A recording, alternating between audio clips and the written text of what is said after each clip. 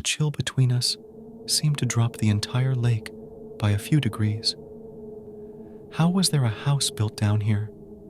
Who built it? It wasn't new. It looked to be 100 years old, even without the water damage, moss, and seaweed growing around its base. Although, it didn't look that bad. It looked pretty good. Structurally, it was all there. The longer I looked at it, the more I felt like we were in a snow globe about to be shaken by a nightmare. Before I could signal to Clay, he was halfway to the front door. Of course, this is the kind of thing he'd hoped to find down here. He could explore further and go through people's old things and past lives. That all made me uneasy, even though I felt the pull to follow him. I've never been a fan of the idea of going into previously public places underwater. Not that I've had many opportunities, but we've done scuba tours on vacations and explored old shipwrecks and things like that. Places where people have walked around, slept, lived, died. Calving creeped me out the most. I read a story about a family that had gone caving but lost their line and didn't make it out. When retrieval divers found them in the caves, it looked like the family members had all fought over the last tank of air. I've never gotten that image out of my head. The more I thought about the family that died in the caves, the further Clay was getting from me. He was at the front door now and turned back to give me the middle finger. I checked my air. We'd only been down for 10 minutes. It felt so much longer. I checked the rest of my gauges and everything was green. When I turned my attention back to the house, it was closer. I didn't realize it, but the current gently carried me forward. I was floating a few feet off the ground above the front lawn. I kicked my fins and moved towards the porch. I floated up the stairs, thinking of how many people used to walk up and down them. Clay had his knife out and was fiddling with the door. He snapped it open and cracked another glow stick. Movement to my side brought my attention to the windows. Curtains were flowing out of them gently, like a current was coming from inside. I followed Clay in. A large open living room to our right. A piano sat in the back corner, surrounded by a floating stool and several floating chairs. Sheet music floated above the piano, as if in frozen animation. A shelf housed dozens of music books spilling out. Clay pretended to play the piano, and I pretended to laugh. We continued towards the back of the house, which didn't look better. The kitchen, which had a blown-out door leading into the backyard, was devastated. The back walls were heavily damaged, like something had hit them from the outside. A tornado, maybe? Or a wave? We could tell from the inside because of the marks on the opposing wall. Clay circled back around me and headed towards the stairs up to the second floor. But no. Wait. There was a door before the stairs.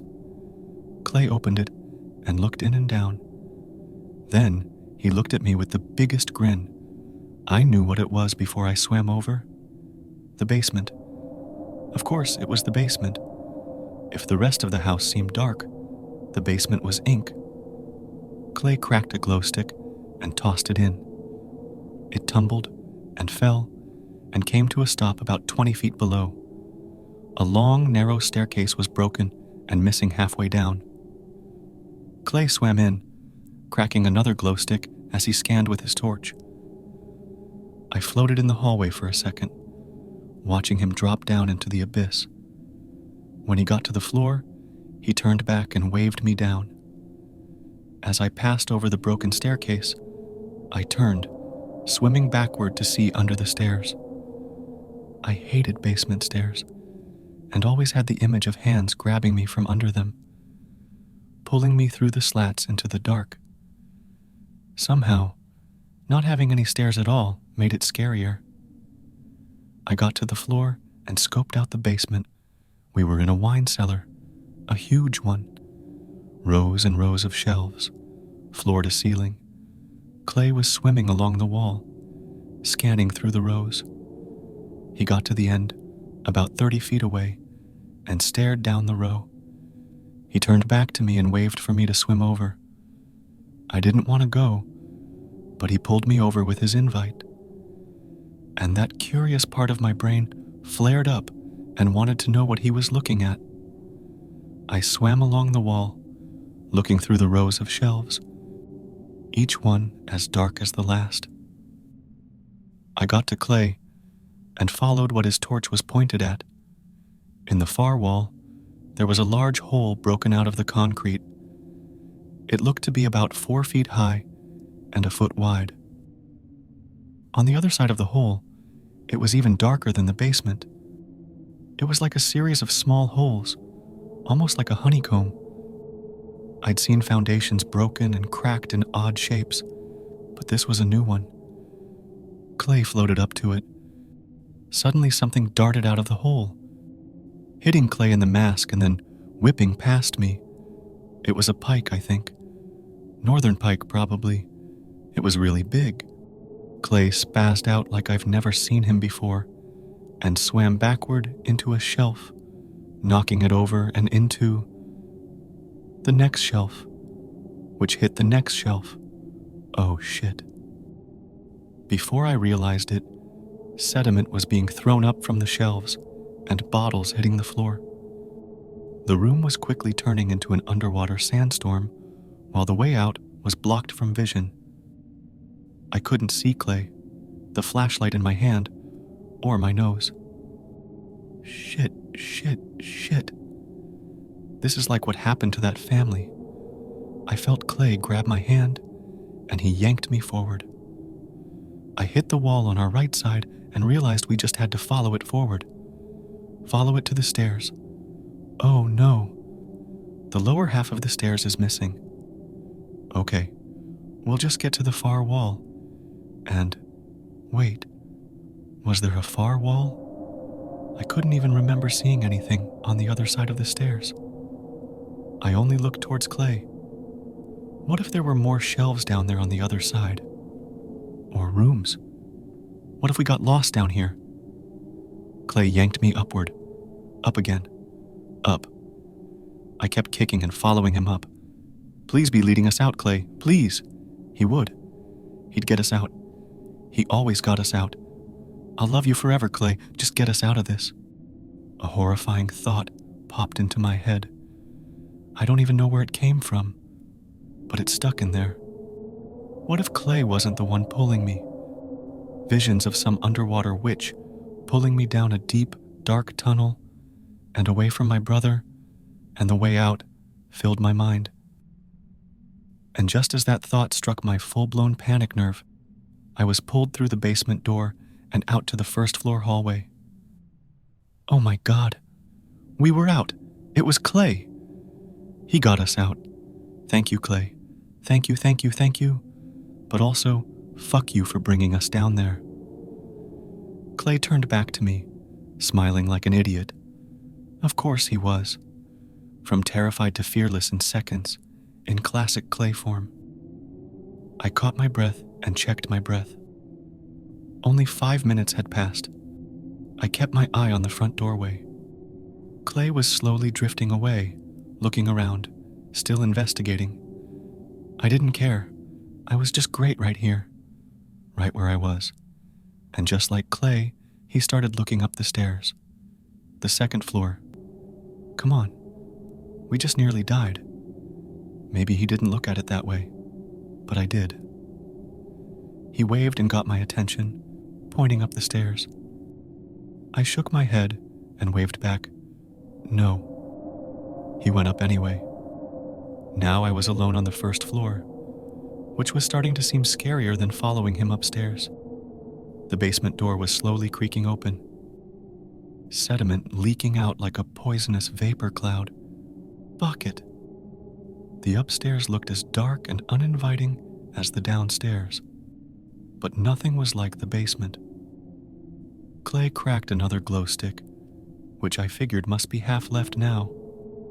I thought about eels a lot. I ran into one on my first night dive last summer in Hawaii. I've never seen anything so predatory looking, so evil.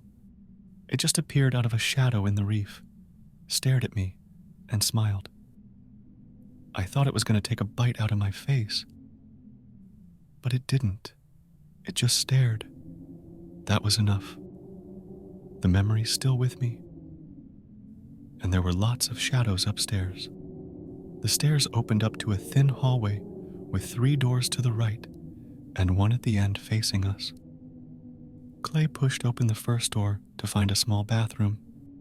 It wasn't big enough for both of us to go in, which was fine by me, and he didn't spend much time inside anyway.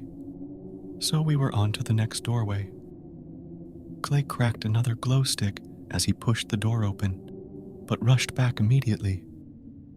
I looked into the doorway and saw a face staring back. An eel!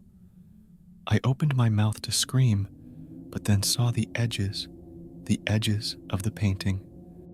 The face was in the middle of a canvas, though fairly weathered away, so when the torch hit it, it made it look like, well, an eel. Clay nudged me. I could see the smile on his face. He was laughing again.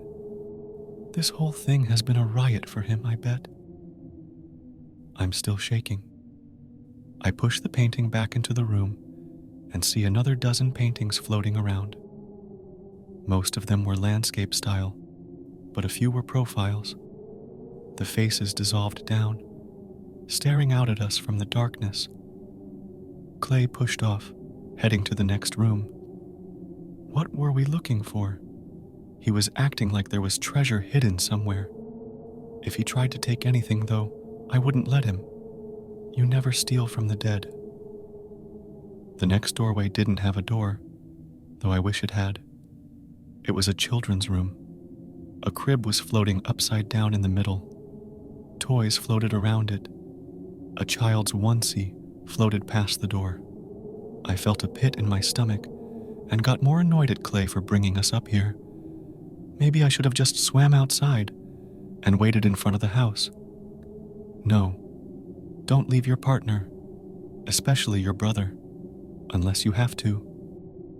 But there was no technical reason to go up, and Clay wouldn't cut short for less than that. The last doorway, again without a door. Clay cracked another glow stick and swam in. I followed slowly behind him, but turned back down the hallway. Fuck! The painting had floated out of the room and was now in the hallway, staring at us, sediment leaking out like a poisonous vapor cloud. Bucket! The upstairs looked as dark and uninviting as the downstairs, but nothing was like the basement. Clay cracked another glow stick, which I figured must be half left now. I thought about eels a lot. I ran into one on my first night dive last summer in Hawaii. I've never seen anything so predatory looking, so evil. It just appeared out of a shadow in the reef, stared at me, and smiled. I thought it was going to take a bite out of my face, but it didn't. It just stared. That was enough. The memory's still with me. And there were lots of shadows upstairs. The stairs opened up to a thin hallway with 3 doors to the right and one at the end facing us. Clay pushed open the first door to find a small bathroom. It wasn't big enough for both of us to go in, which was fine by me, and he didn't spend much time inside anyway. So we were on to the next doorway. Clay cracked another glow stick as he pushed the door open, but rushed back immediately. I looked into the doorway and saw a face staring back. An eel! I opened my mouth to scream, but then saw the edges of the painting. The face was in the middle of a canvas, though fairly weathered away, so when the torch hit it, it made it look like, well, an eel. Clay nudged me. I could see the smile on his face. He was laughing again. This whole thing